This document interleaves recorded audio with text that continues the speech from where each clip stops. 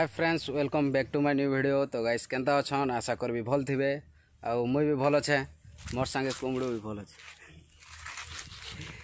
तो आज वीडियो है आम तारिणी मंदिर जाइनु कलाकोट। तो सेन केंता केंता हेसी तो आपण माके छोटिया क्लिप गोटे देखेदेमी आ नेक्स्ट टाइम जदि जीवी बेले पूरा फुल ब्लॉग आनिक आइबी।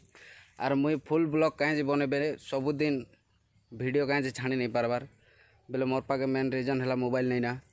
आर मुई लोग के मोबाइल मागिकिना बनासी इटा भी तार मोबाइल है।